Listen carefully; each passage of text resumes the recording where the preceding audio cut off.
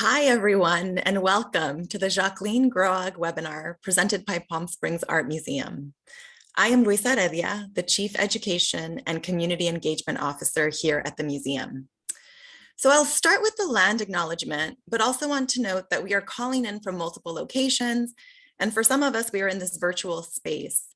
Still, it is important to acknowledge that the museum is on the ancestral homelands of the Agua Caliente Band of Coya Indians. We are committed to making the museum a home in the region and for all those who visit us in person and even on the web. Today's program is a part of a series of lectures on architecture and design that include exhibition and non-exhibition related lectures.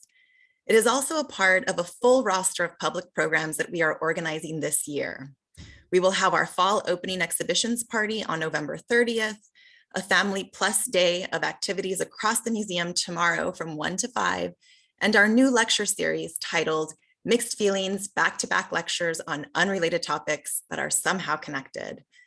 Those are just a few of our programs and events, so I encourage everyone to check out the museum's magazine, Insight, and of course our website for more information.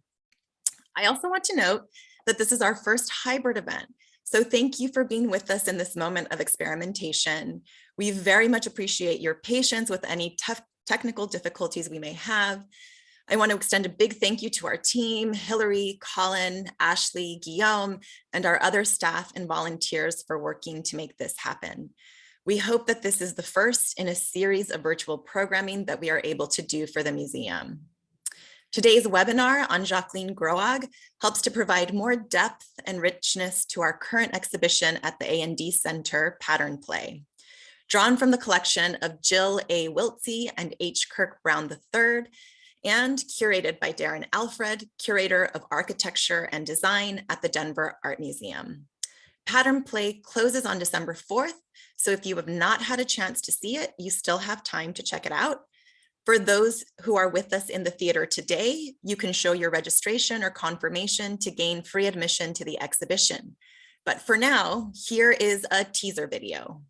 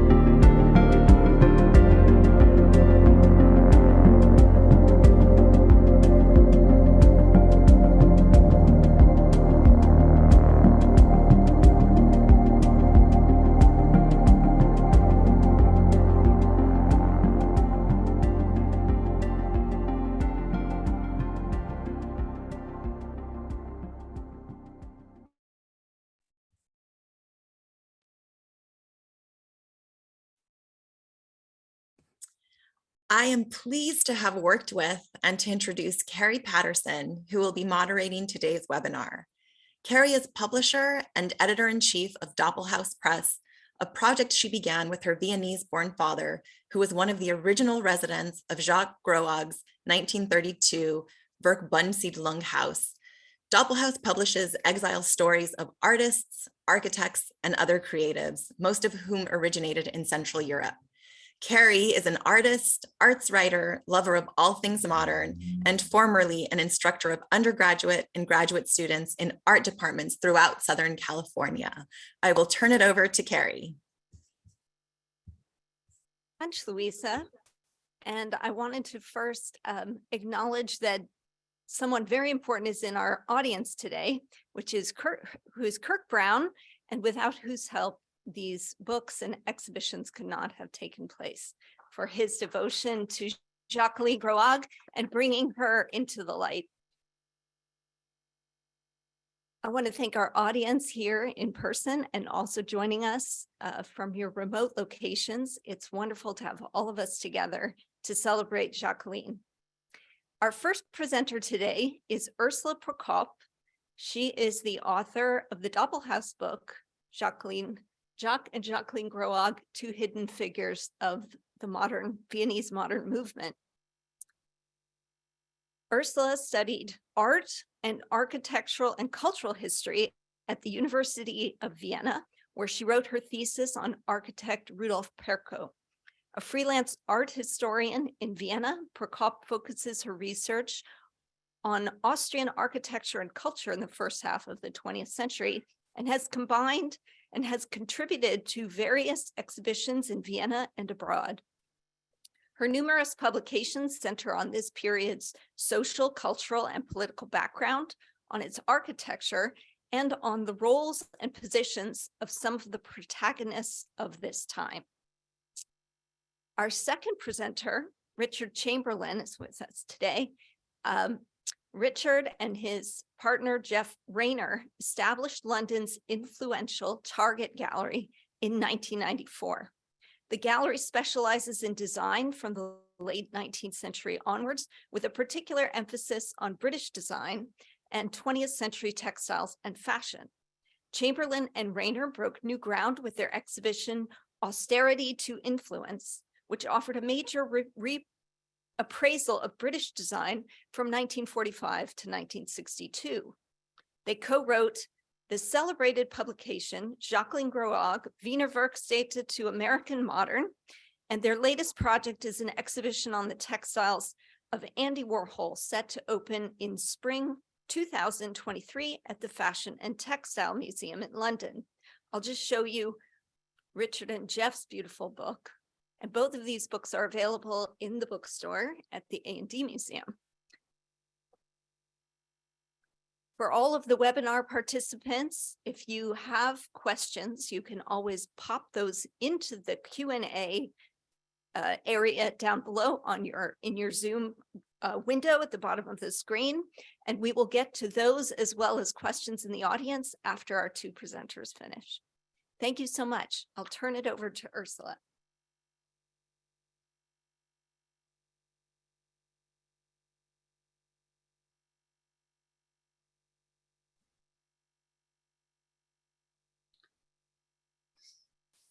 So where's my slide?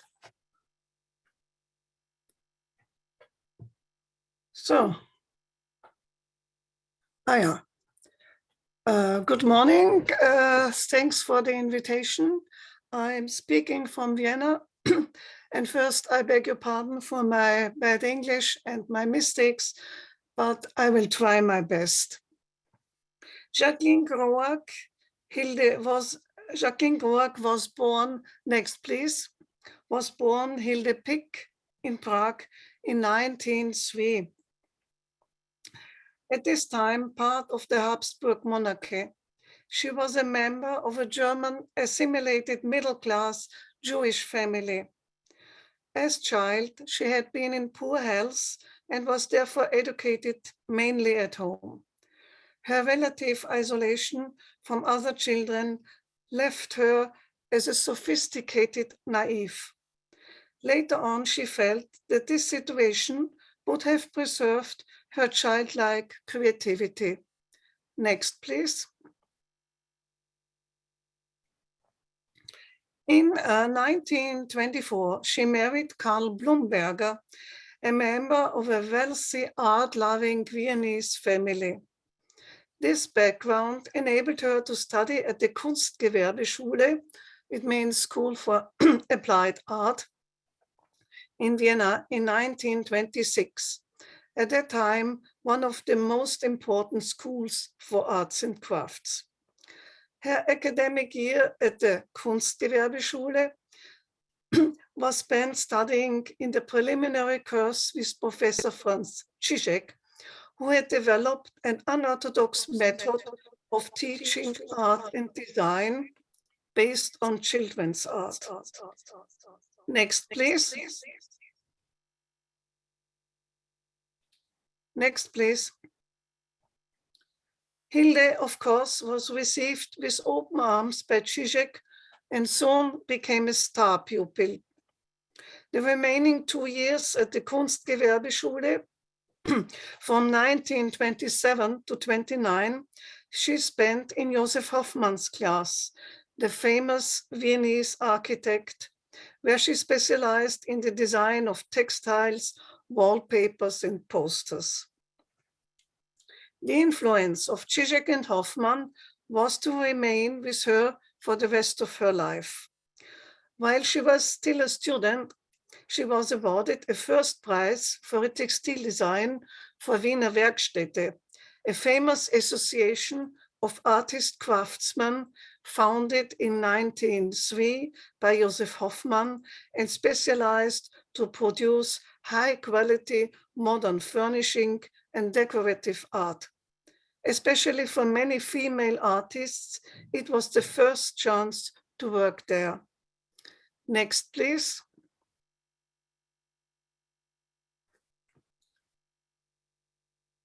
Next, please. In February 29, she finished her studies.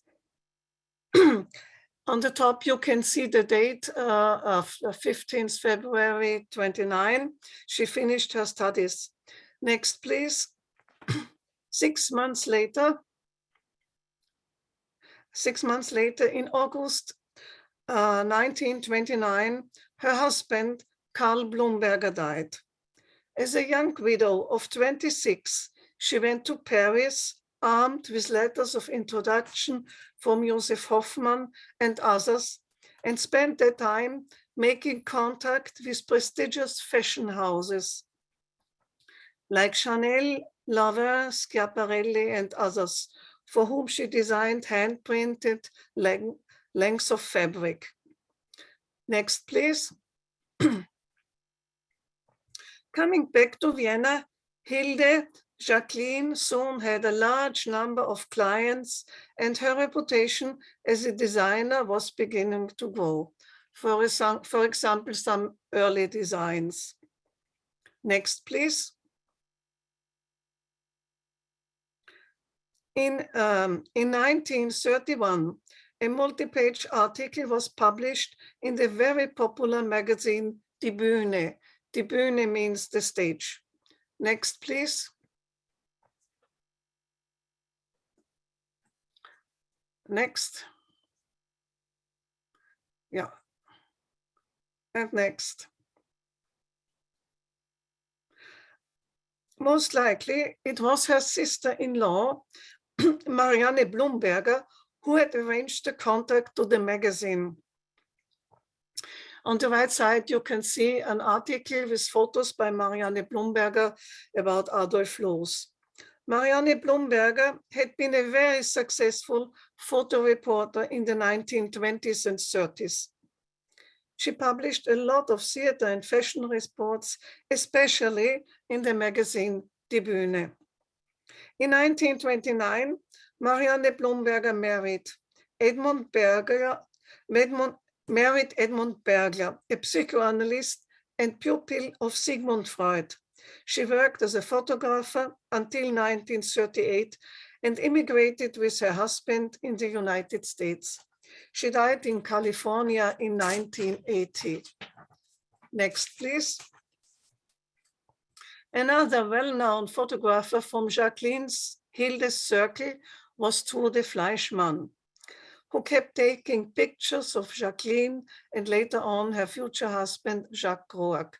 On the right side, you see Trude Fleischmann.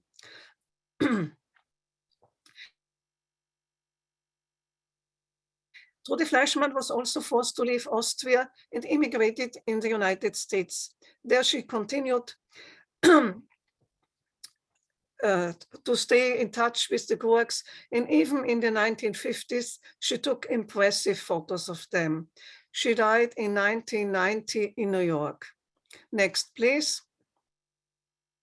In general, pretty Jacqueline, with her black hair, green eyes, and slim figure, was a very popular model, and Austrian painters like Dobowski or Sergius Pauser made portraits of her.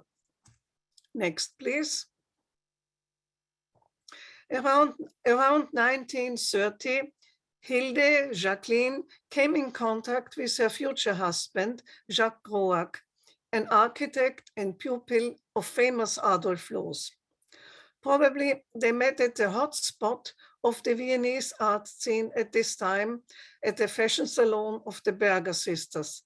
Next, please. Yeah, on the left there is an advertisement of the fashion salon of the Berger sisters, where parties and masked balls were held that were legendary. The Berger sisters had two brothers. Both of them had been architects and founders of the Bimini-Werkstätte, well known for the production of delicate glassware and interior design. The Bimini-Werkstätte were estimated as a successor of Wiener Werkstätte, and both Hilde Blumberger and Jacques Groag took part in the exhibitions of Bimini-Werkstätte. Jacques Groag remembered later a masked ball at the Bergers, where he had instantly fallen in love with the pretty young woman. They became engaged in 1931 and started to work together on a case-by-case basis. In 1931, Jacques Groag, next please. Next, yeah.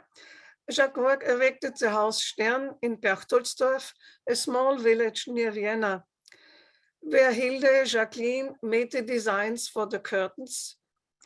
You can see here in the front of the curtain she designed. And even later on, next please, she designed textiles for his furniture and interiors. For example, in 1936, the Werkbund-Ausstellung, the furniture by Jacques Groag and the textiles by Hilde Blumberger. They married in 1937. Next, please. Their witness to marriage had been the sculptor and painter Georg Ehrlich, married to Bettina Bloch-Bauer on the right side, a niece of Adele Bloch-Bauer, the Golden Adele in the famous painting by Gustav Klimt. Adele Bloch-Bauer was a painter herself, and the same year born as Jacqueline Hilde. She was a fellow student at the Kunstgewerbeschule. At this time, in the late 30s, both Hilde Blumberger and Jacques had been very successful. Designs by Hilde were even shown in the Austrian section of the Great World Exhibition in Paris in 1937. It was a great honor. And Jacques Groag was able to realize a lot of interior designs in Vienna and some villas and industrial buildings in Czechoslovakia. Next, please. Yeah. In 1938, the Nazi seizure of power in Austria and the introduction of the Nuremberg race laws created a life-threatening situation for Jews and prevented them from practicing any profession. Since the Groags were technically Czech citizens, they were able to emigrate to Czechoslovakia. They survived about a year in Prague.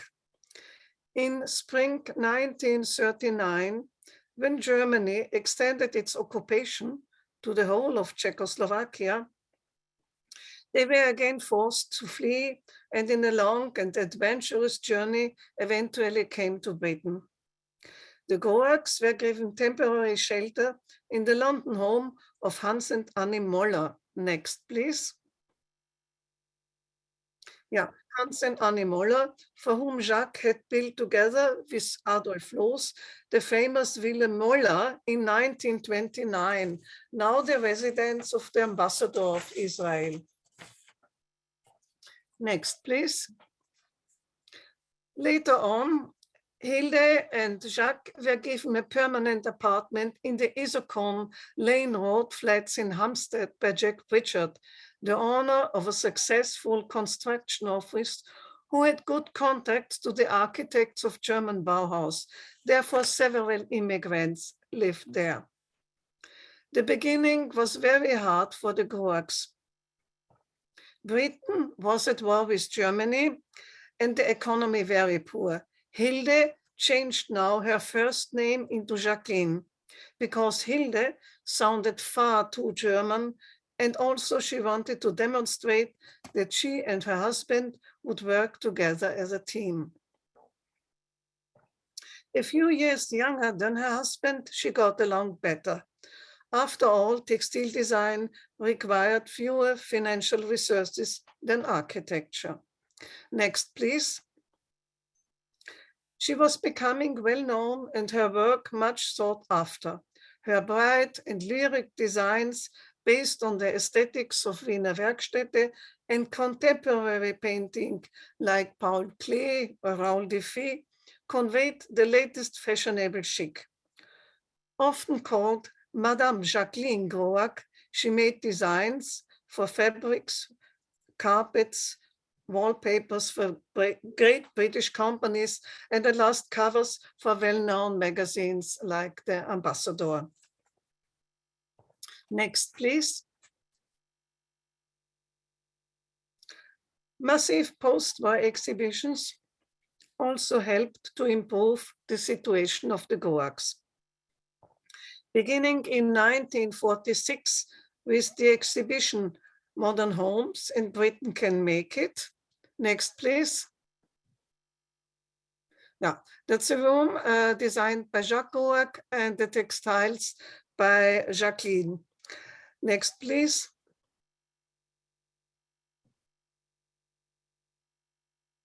Ending with the Festival of Britain in 1951. There, Jacques and Jacqueline had a chance to design several exhibition rooms together, and even later on, they worked together for the utility furniture program. Next, please. Yeah, that's the that's the information center designed by Jacques Groag, and the great curtain designed by Jacqueline, and this design is still available today. Gradually, the situation of the couple improved. Next, please. Becoming British citizens, they moved in the late 50s into a terrace house in London, Clifton Hill. You see the drawing room designed by Jacques Groag, and in the background, a portrait of Jacqueline by the Austrian painter Dobrowski. Jacqueline continued to be very successful. Her designs, next please, inspired by Joseph Hoffmann and Paul Klee and radiating childlike happiness, next please, were well received and even used, next please, for furnishing of ships, airplanes and trains. She once said proudly, "My designs are used by land, sea, and air." In 1984, she was made Royal Designer to Industry by late Queen Elizabeth.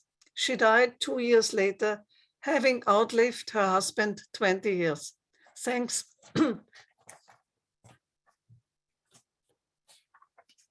So, warte mal. Das ist Ansicht. Ja, Galerie. Chat. Wo ist der Chat? Ja. Mhm.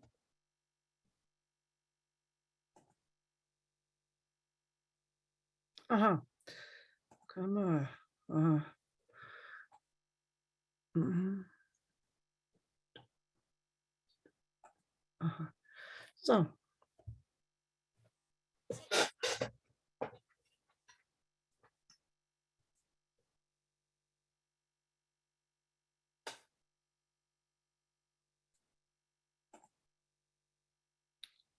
So, und jetzt habe ich den Ton weg. Aha. Next, we'll hear from Richard Chamberlain. Greetings. Hello from London. Very pleased to have this opportunity to talk about the work of my favorite, or one of my favorite designers, Jacqueline Groag. I'm going to be looking at Jacqueline's work mainly from the 1940s onwards, largely for companies in the UK, and how these designs were deeply rooted in her training in Austria in the second half of the 1920s.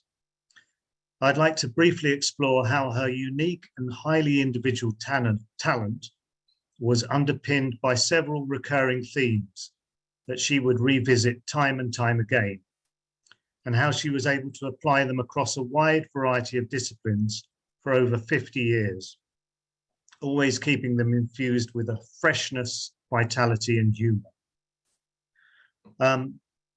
If we could have the first slide, please.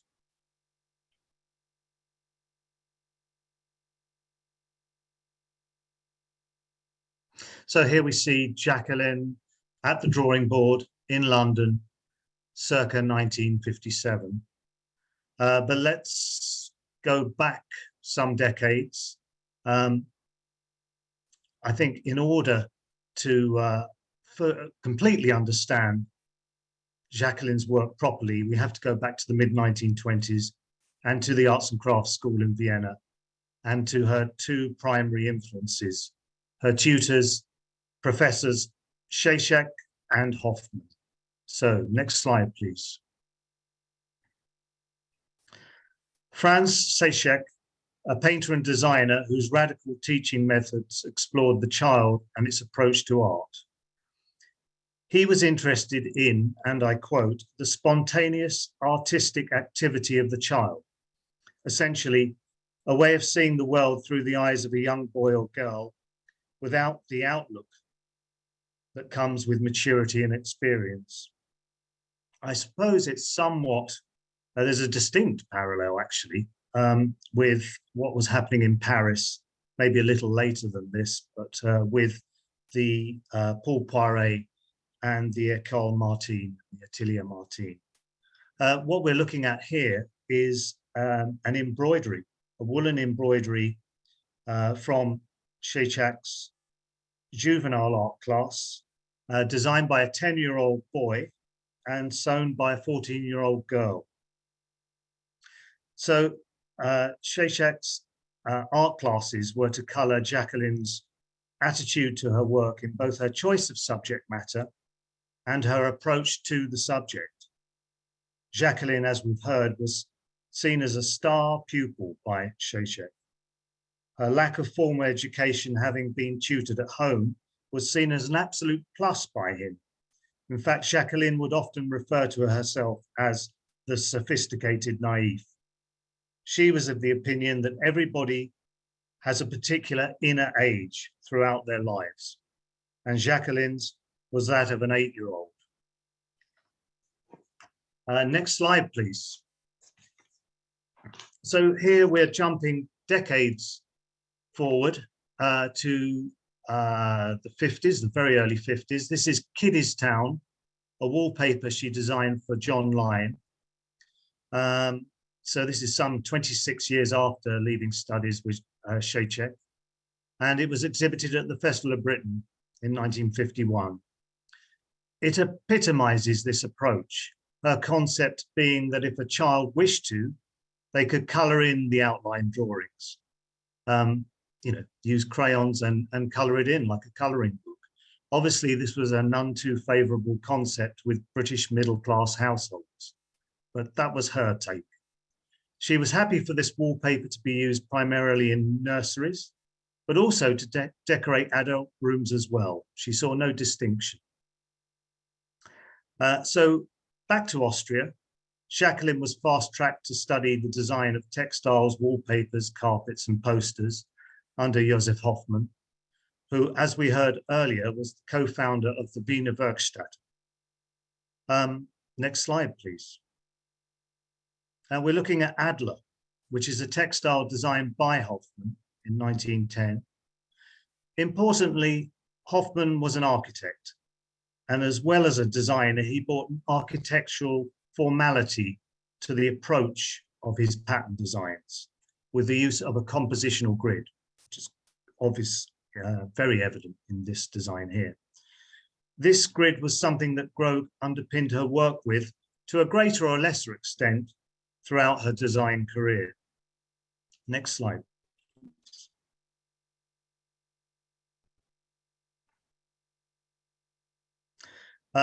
Apologies for my abysmal German pronunciation, but this is Mandelkray.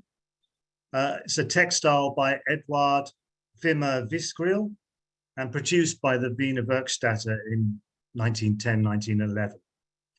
It shows the complete influence of Hoffmann and has many of the other ingredients that Jacqueline would draw on throughout her career, i.e. a geometric-based design with small stylized natural motifs.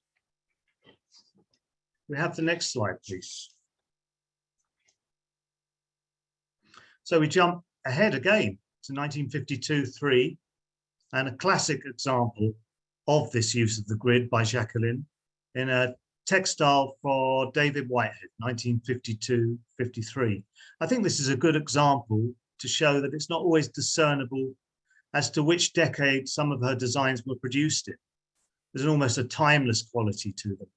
This could be 1920, it could be 1940, it could be 1970. And so the grid framework was applied to all aspects of her work. She had a large body of work, industrial design, as well as graphics and textiles. Next slide, please. So we see it here in this rather intricate, very clever, dense design for a plastic laminate, Lilliput for Wearite, 1960. Next slide, please. And here we have backs of playing cards. This is for Delarue, 1963. I'm not so sure that that's the correct way up, but who knows? Next slide, please.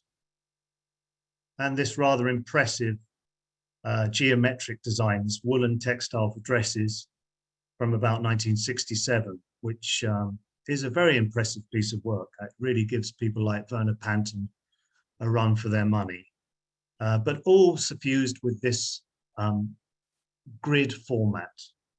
So keeping her Viennese training in mind, we explore another vital ingredient to the Groag canon, humor. Next slide, please. Very important thing for a lot of Groag's design work is humor. This is the wonderful First Night. You're seeing the design on the left and the resulting textile on the right. It had originally been designed by her for the Paris-based fashion designer Elsa Schiaparelli, circa 1937. It's a witty design, or a witty observation, really, of the audience at the Paris Opera House. Apparently, both Jacques and Jacqueline are included in this audience, and there are several candidates, people with glasses and elaborate hairstyles, but we've never really pinned it down as to which two it is. So this is produced by Grafton in 1946, but obviously used prior to that by Schiaparelli.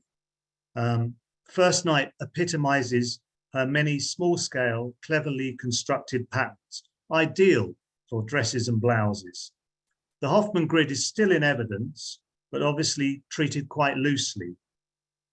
As usual, at this time of post-war or immediate post-war export drives in the UK, it was produced on silk for the US market, but only available for the British home market on Marrakein, which was a rayon-based material.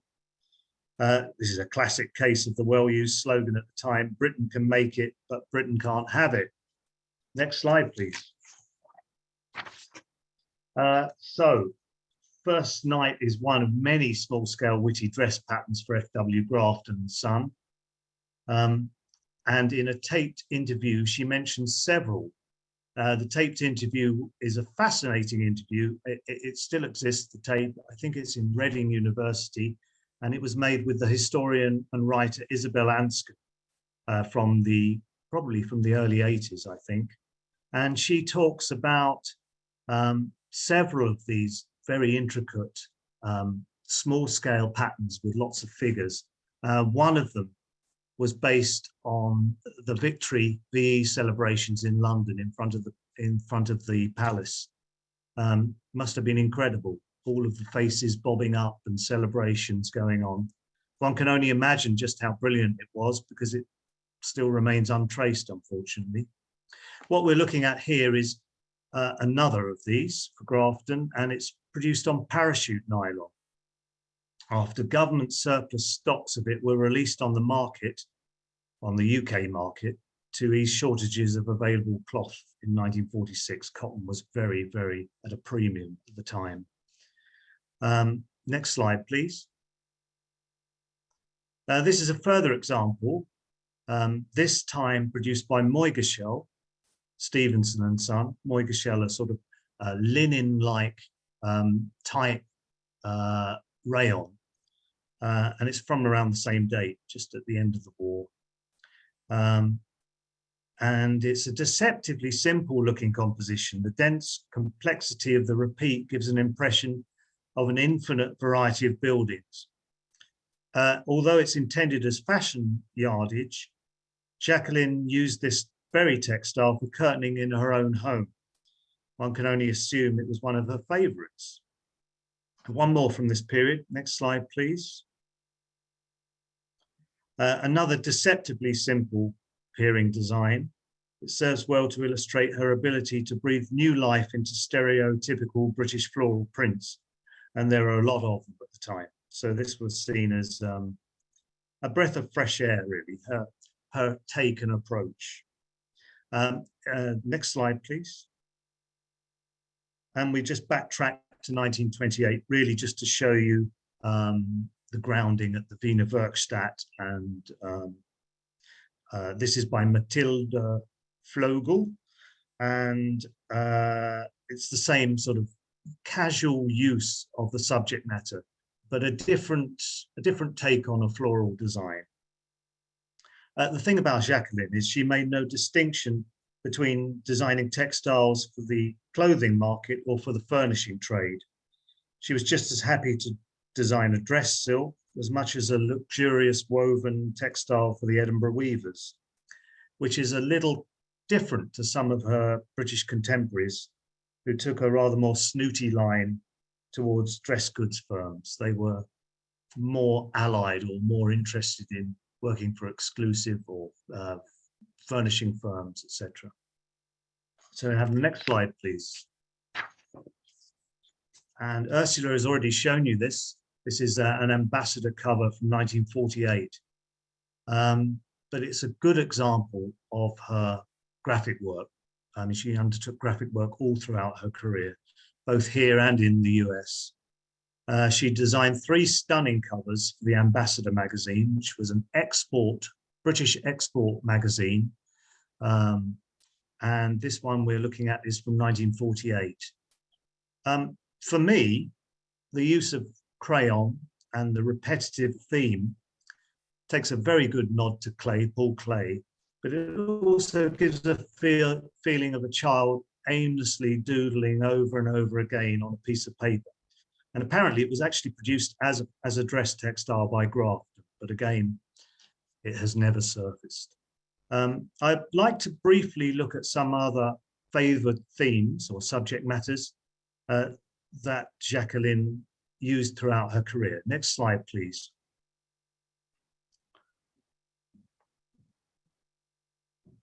Next slide, please. Okay, so we start with her main theme, really, dolls. So you're looking at a picture of a pre-war Jacqueline clutching a group of her beloved wooden dolls, and they're made by the Wiener Werkstätte. They had a special significance for her. She had a deeply seated attachment to them, and they crop up in her work throughout her career. Just before she dies in the early 80s, 84, she's still using her dolls, her wooden dolls, as inspiration. Next slide, please. And this one says it all, really. It's titled Dolls Galore, 1945. Although it's described in articles as a nursery fabric, as with Kiddestown wallpaper that you saw at the beginning, she herself wouldn't make any particular distinction as to whether designs like this were for adults or children. Next slide, please. So we have a furnishing textile, a rather wonderful one here, by David Whitehead. She was under contract to David Whitehead Limited, a middle-range, medium-priced, advanced company in Britain that produced furnishing textiles, cottons and rayons. And this one, the dolls are loosely based on Croatian national dress. Next slide, please. And this is the wonderful puppet ballet, everyone's favorite, certainly mine, one of mine. And this is produced by Associated American Artists for the American market, 1954. Quite a nod, I suppose, to Oskar Schlemmer's Tridardic ballet, created at the Bauhaus, but still an incredibly clever dress textile. There's a really nice quote about Jacqueline's work from Sir Charles Riley in his article about her work, published in Art and Industry in the 40s, where he writes that she is able to bring back the freshness and outlook of a child. And I think these doll-themed designs illustrate this perfectly. Of course, they are equally as highly sophisticated as they are apparently naive. Next slide, please.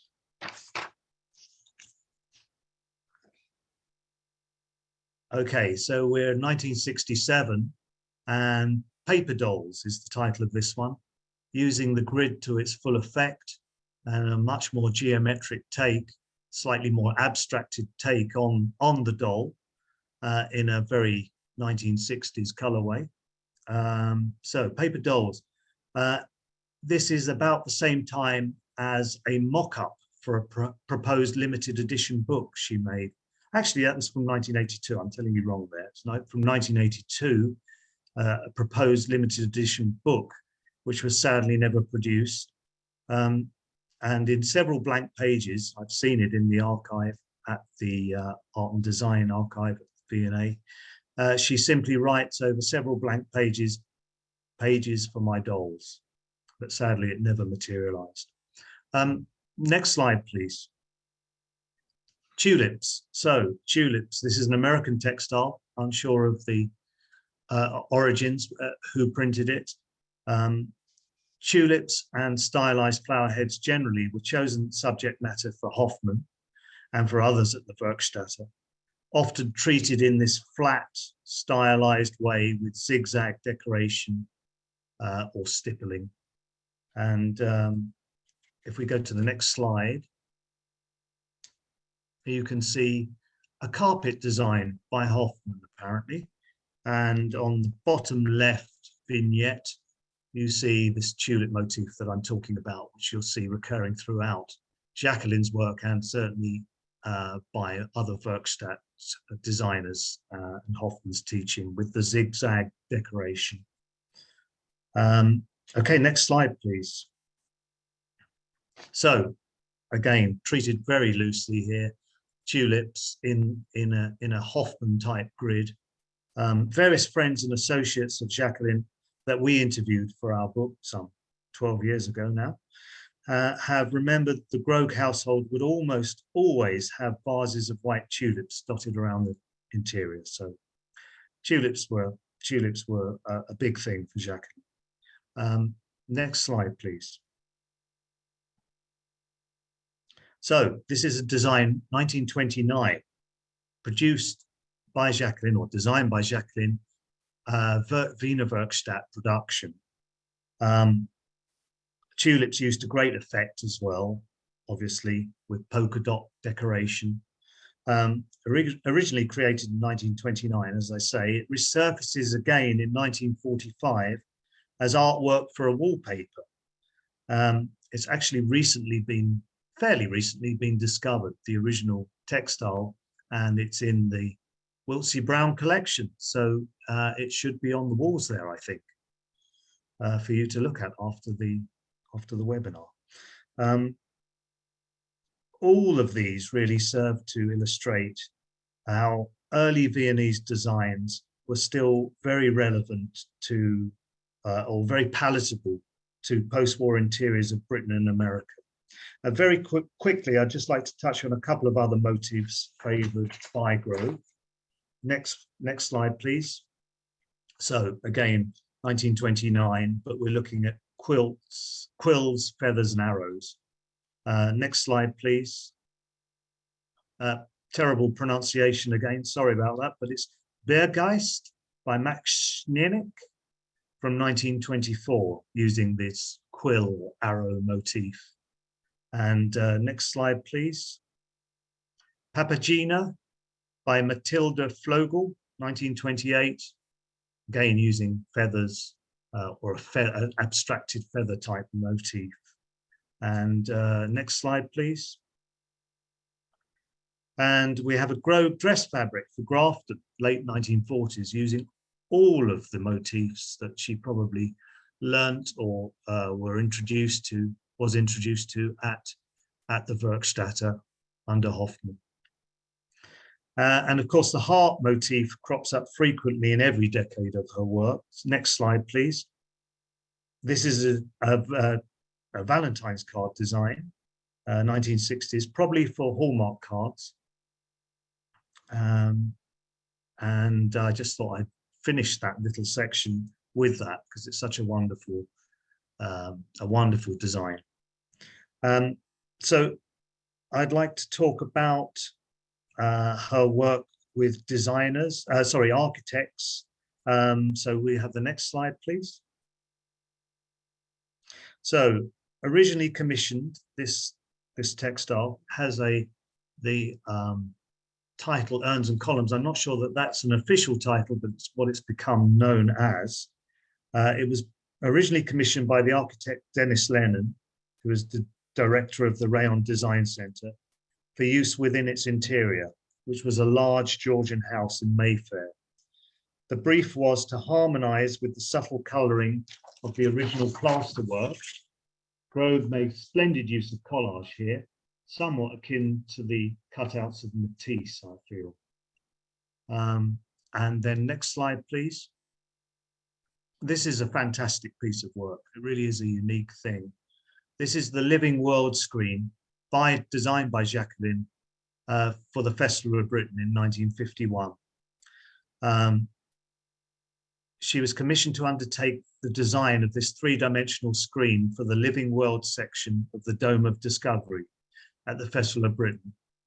A highly impressive and ambitious work, sculptural plaster shapes based on eccentrically shaped stones and mussel shells were strung onto thin wire. The screen was made up of some 30 panels, all containing the same sculptural elements suspended onto these wires, but in different permutations.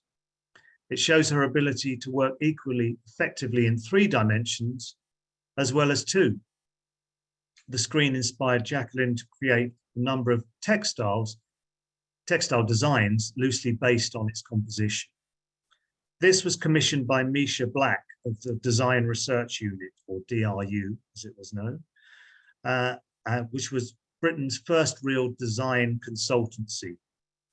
Black had first engaged Jacqueline in 1950 for his work with the Kadoma cafe chain, and she maintained a long-standing relationship with DRU, working on a large number of projects, including interior design for trains, planes, hovercrafts, ferries, etc. Next slide, please. So Ursula introduced us to these pictures before. Here we see the Festival Information Centre, 1951, obviously, which was, we see two views of the Festival Information Centre, which was located at Swan and Edgar's department store in Piccadilly. This was a collaboration between both the Groags. Jacques was the architect of the centre and the furniture, along with some by Dennis Lennon, I believe, the architect Dennis Lennon, and Jacqueline being responsible for the interior textiles and wall coverings. It's a great pity that no colour photographs of the scheme appear to have survived, as it sounds pretty spectacular, realised in vermilion, green and gold. The textile produced for the centre by the Calico Printers Association was precursor to probably Groag's most celebrated design, which has since become an icon of British post-war modernity, along with Lucian Day's calyx. Next slide, please. It is, of course, this textile for David Whitehead. Again, given the affectionate title Pebbles, but I'm sure that's not the case. I think it was probably given just a serial number by David Whitehead. 1952, it makes great use of collage with the cutout paper motifs freely spaced over a plain ground. Her work was summed up very elegantly in an article in House and Garden magazine from 1965, where the article stated, "She has constantly and ingeniously exploited the decorative possibilities of simple motifs in highly complex designs." And I think this epitomizes that. Next slide, please. So this is a textile that she designed for the press room at the Regatta restaurant at the Festival of Britain still. Again, commissioned through Misha Black, using just the date, 1951, as the motif, the repeating motif on blocks of colour. A wonderful design, which I'm afraid, again, is untraced. There is a colour photo that exists, but the actual textile doesn't appear to be extant. Next slide, please. We can see it in situ, just on the right here. Next slide, please. So I thought it would be good to end with a couple of things that she did for DRU for aircraft interiors. This is Jacqueline's design sheet, which is fascinating in itself, actually, with her own particular idiosyncratic handwriting, use of upper and lower case and rather special spelling in places, and also her lovely sort of verse as well. I mean, she's putting together a design for use on tabletops and wall coverings within the aeroplane, and has chosen grasses, abstracted or stylized grasses for the subject matter. But she says on the right-hand side, use this inside aircrafts to remind passengers on good old earth and flowers. Keep some idea about the ground about them, which is rather nice. And next slide, please. And this was actually produced, I think. Again, this is for BOAC and through the DRU, another grasses design, stylized design, which she took inspiration from an 1820 encyclopedia for this one. I'd just like to finish by saying this final paragraph about her work, really, just summing up. Although her work is rooted in the early decades of Vienna in the 20th century, like the designs of Josef Frank, her textiles chimed very clearly in the post-war contemporary era. Jacqueline Groag brought her own idiosyncratic brand of European sophistication, colour and innovation to British interiors and fashions, influencing and inspiring a whole generation of pattern designers who were beginning to emerge from the art schools and colleges in the 1940s and early 50s. And if we just end with the last slide, please. we end with that classic portrait by John Garner of Jacqueline Groag circa 1958. Thank you very much.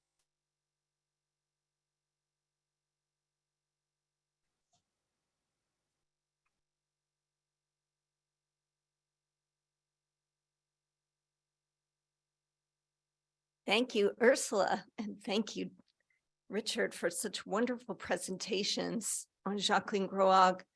We have now the opportunity to ask our panelists some questions. And if there are questions in the audience, just raise your hand. We'll have a live mic coming around. I didn't see any in the chat. So I'll start us off with just an observation and a question for both panelists. With the success that Jacqueline achieved, we have two very interesting moments in her life. One, after the death of her husband, when she sets off to Paris to try her fortunes with the fashion houses there. And another when she is forced to emigrate and ends up in Britain in the middle of the war.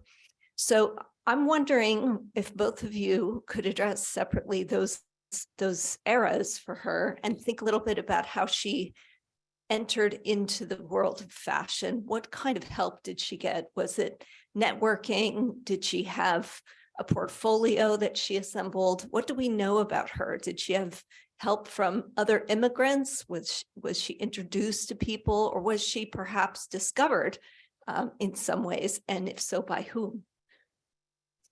Maybe we could start with Jeff on this, or sorry, with Richard, since you're up. I see you on the screen.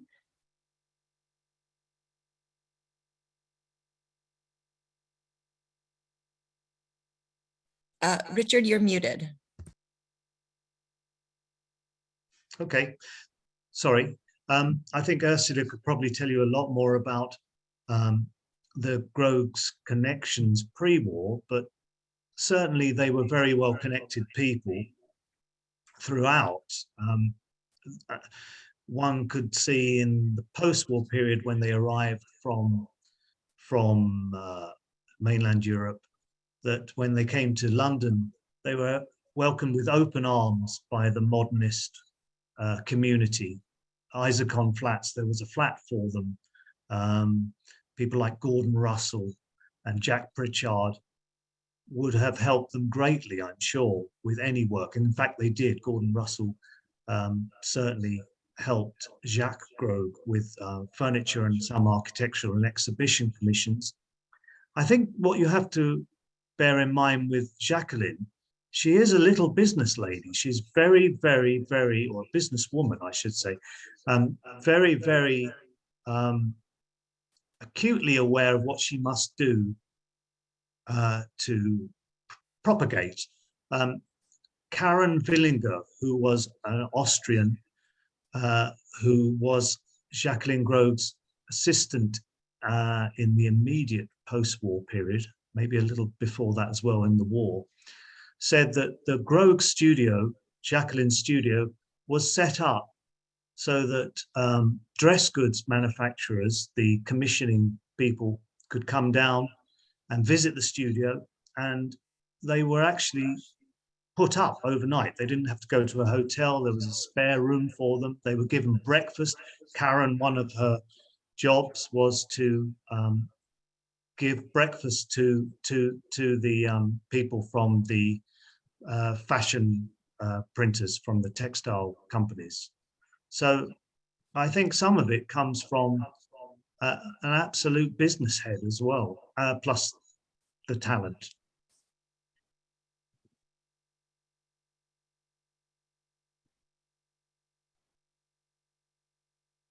Parisian episode.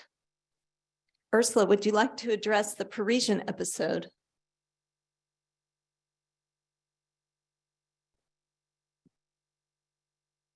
So what was the question about her Viennese years? Yeah,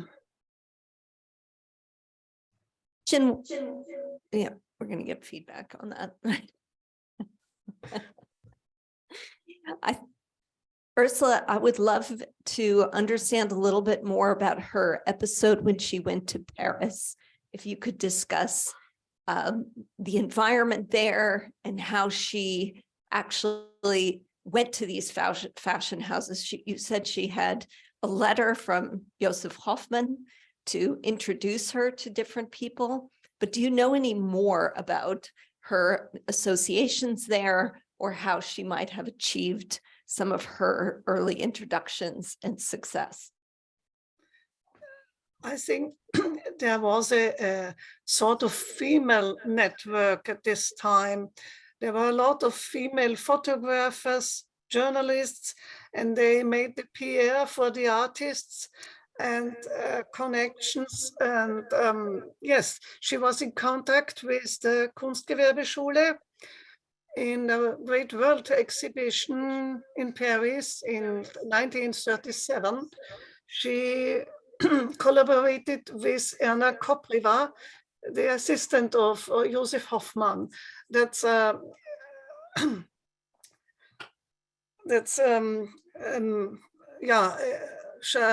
that shows that she was in contact with the school, with the circle around Hoffmann and so on. And I think this was a closed community in Vienna. You see the fashion salon of the Bergers, all the artists met there and made contacts and so on. I think that she was integrated in this circle of artists and intellectuals in Vienna.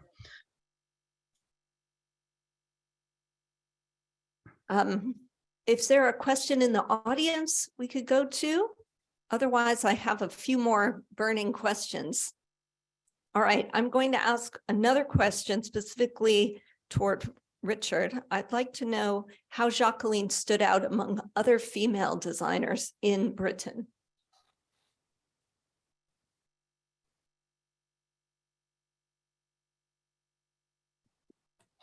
Richard, you're muted. Sorry again.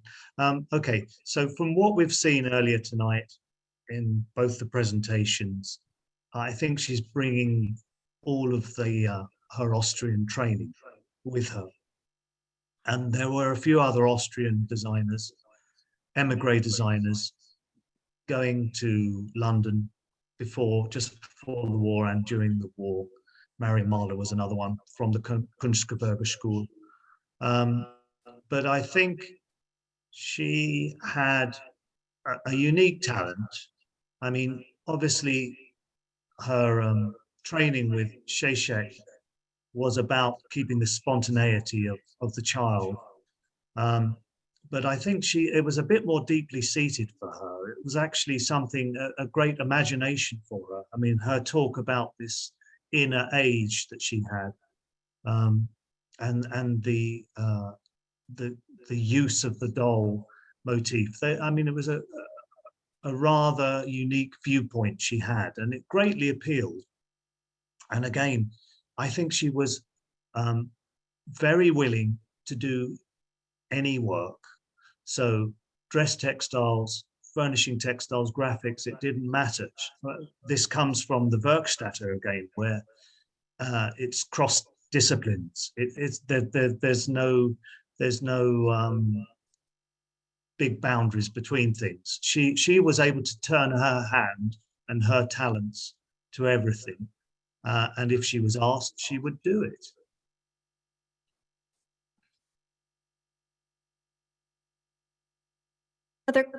We have a question here down in the front. Everybody's in the front. Fourth row. Thank you. My question is, Jacqueline did a number of textiles with floral designs, and the repetition and the coloration remind me a bit of Liberty of London. And I wonder if she worked at all for Liberty or she had some connection with them during her time there. Yes, she did. She produced some textiles for Liberty. She produced several dress textiles. Richard, we need to hear you. Sorry, you're muted again. I'm not. No, my mute is off. Can you hear me now? Yes? I'm just saying that she designed for Liberty, both dress textiles, dress goods, and also furnishing textiles. So there is a direct link with Liberty. She might well have designed some graphics for them, greetings cards, etc. In fact, I'm pretty sure she did, actually, thinking about it. I think they're mentioned in the archive, at the Archive of Art and Design, the V&A Archive of Art and Design. So yes, Liberty was one of her major companies she worked for.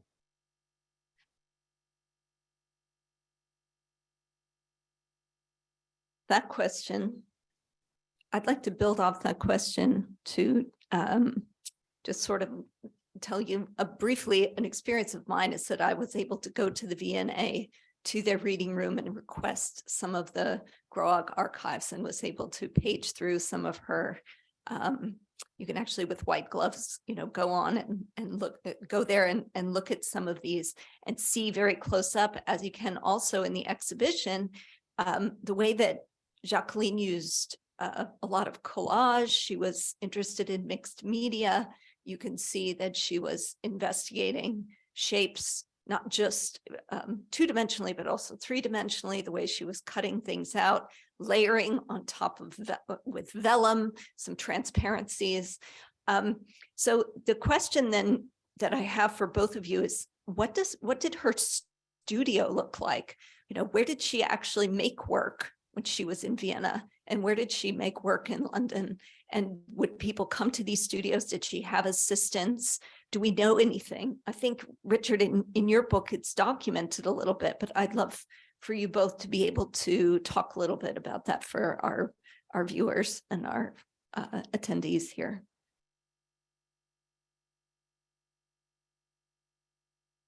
Shall I talk about the her post-war period?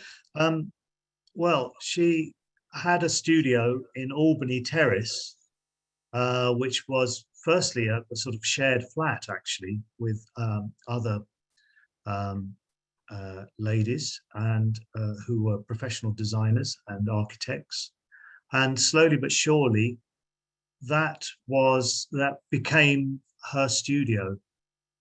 And she had one assistant, Karen Villinger, who was later called Karen Gretton in this country, but Karen Villinger also studied at Werkstatt and produced some textiles herself. In fact, there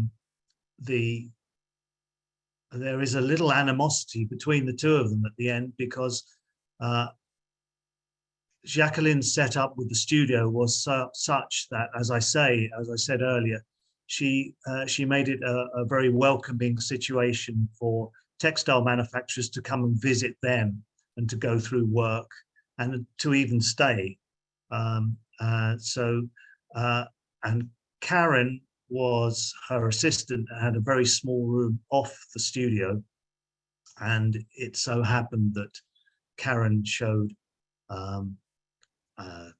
I think it was Alistair Morton from Edinburgh Weavers, actually, some designs of her own, and they were produced by Edinburgh Weavers. Jacqueline wasn't going to have that, so that was the end of the relationship. But it was a very professional setup, a very professional studio, apparently all white, tulips, vases of tulips, but all of the work was put away. There was no work on display, apparently. That's all I can tell you.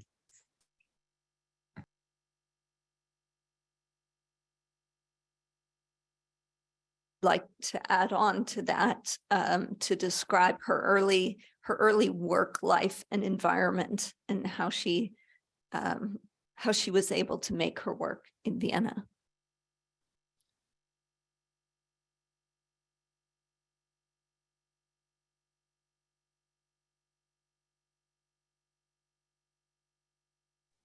So her early work in Vienna. Carrie? Question again. So the question, Ursula, is can you describe her studio environment in Vienna?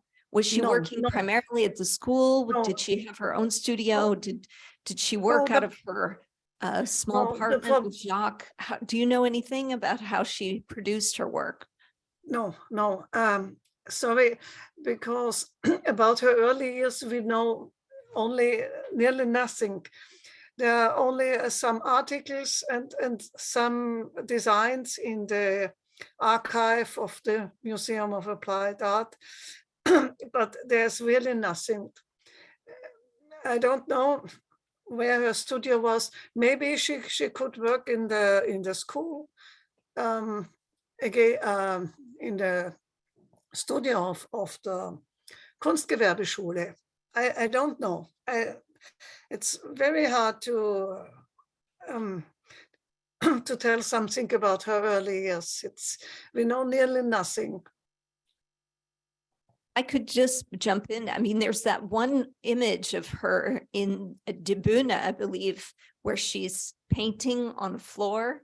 Yes. And it seems like that might be, to me, it kind of looks like an attic space or something like that. So I wasn't sure if she was working, in somebody else's environment sometimes. But I understand, yeah, a lot of records were sparse or lost from that period. So maybe I could just go back to Ursula with another question, which is, Ursula, how did you learn about the Groags and about Jacqueline? How did you come to study them? And really, your book from the year 2000 really broke open the interest, I think, that the Groags have had since that time. Yeah. My family is from Olomouc too, from where the Groags are. And my mother knew the Groag family, and she arranged a contact to the nephews. That's about 25 years ago, to the nephews of Jacques Groag, Willy and Jan Groag. And I was in contact with them. And for them, of course, Jacques was more important than Jacqueline. And I think there was some sort of, maybe they had been jealous because she was so successful and Jacques was not. And they spoke always about Jacques Groag and very little about Jacqueline. That's my problem. But yeah, I was beginning to make some research on Groag, and of course, later on Jacqueline too. It was very, very difficult and hard.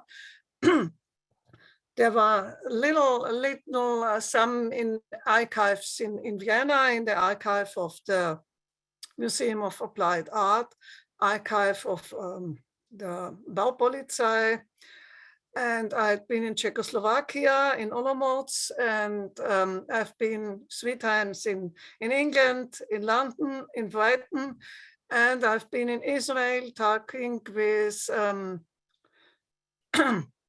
with Willy Groag, the nephew. It was very, very difficult and very, very complicated. And it's a puzzle of small stones to put together. Yeah.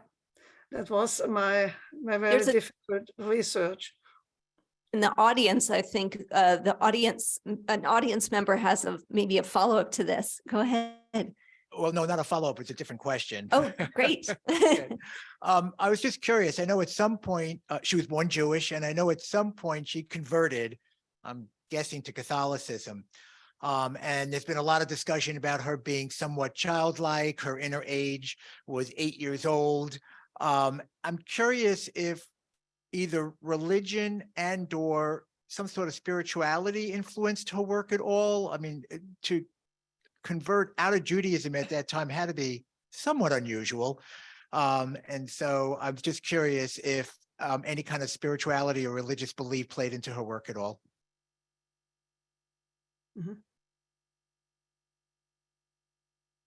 Well, I don't think I'm that qualified to tell you much about that. I haven't myself come across any references really over and above the fact that she did convert from Judaism Yeah. to Catholicism. I don't know anything around that really. Whether the naive inner age concept that she kept was part of her move, I don't know. Sorry, I just don't know that actually. It's rather puzzling. Mhm. Maybe Ursula knows much more. Mhm. Yeah, Richard said that she converted to Catholicism, and the Groags, for the Groags, it was some sort of spleen. The Groags had been Jewish, but very liberal, not but they thought it is a sort of spleen, but she was very strict Catholic. Jan Groag told me she had a cold at Christmas and she insisted to go to Mass. So she took it very, very serious. Yeah, that's the only thing I know about her religious situation. In her collection, there is a beautiful textile that's called church windows. And so she did incorporate some imagery. I know that in the just the post-war period, Jacques Groag did a very elaborate study for the redevelopment of St. Anne's Cathedral, which was bombed. And so he incorporated like a modern architecture planning around the ruins of a church and did a whole memorial underneath the ruins that would be to the fallen. And there, and it's when you see the drawings, it's quite reminiscent of some Holocaust memorials that I've seen. So the other thing that's important to mention is that Willy Groag, Jacques, not his nephew. Was it his nephew, Ursula? Nephew, I thought it was his yeah. brother. Billy was his nephew, was the person who saved all the children's drawings in Theresienstadt, known as Terezin. So everything that's in the Prague Jewish Museum that records the children from that period of that sad period in history is thanks to Willy Groag.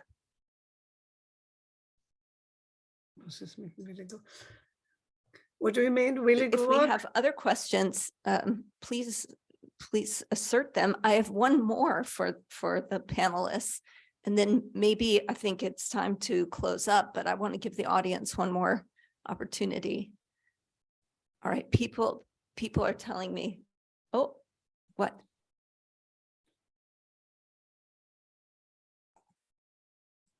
So the last question would be to both panelists. What can we take away from Jacqueline's Groag's work for the younger generation? What would you think that she can teach people who are studying design at this point in time? Well, I think she doesn't compromise her outlook or her work is just about her, what interests her and what's coming out of her. I mean, we've talked about the massive influence or the massive way her schooling, her teaching shaped things, but it's still something about her and her what really makes her tick. So she came to this country, she was in Paris, and everyone found that what she produced was fresh and exciting and novel, and they wanted some of it. So I think she's not a lady that has ever compromised to get work. This is something that she's stuck with. So I would think that that's a good thing for younger designers and students to take on board, that you follow what makes you tick.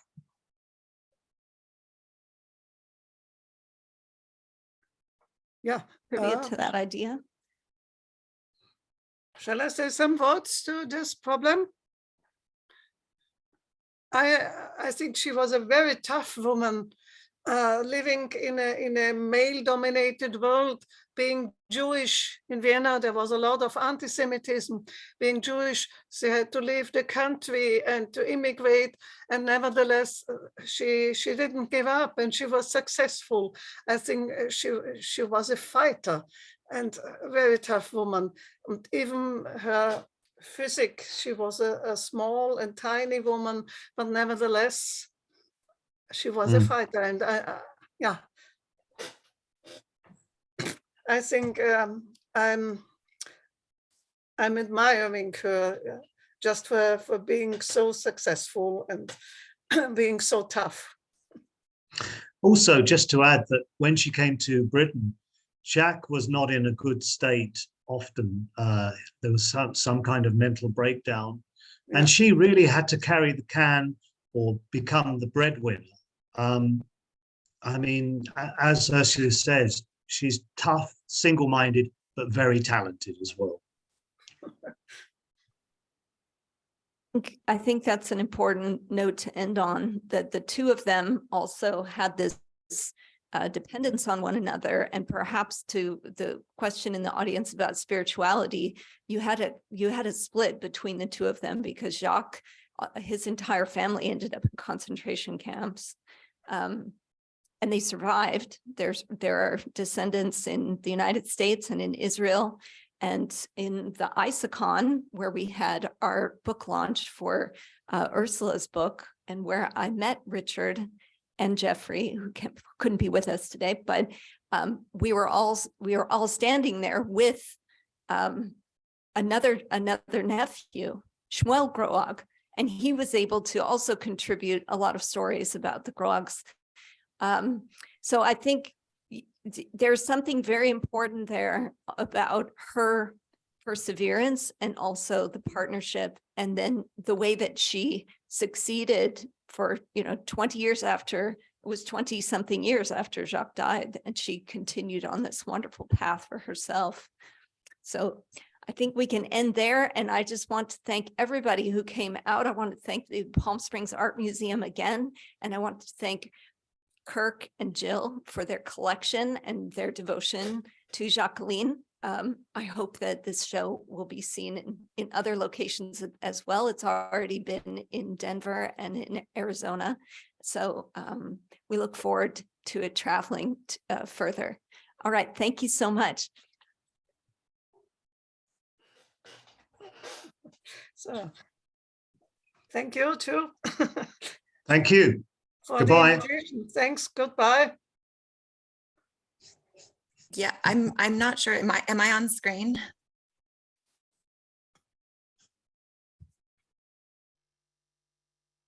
Thanks, everyone.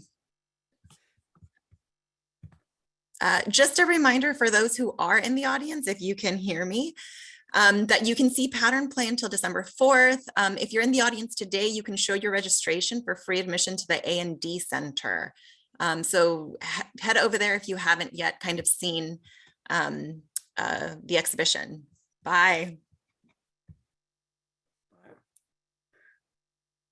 So.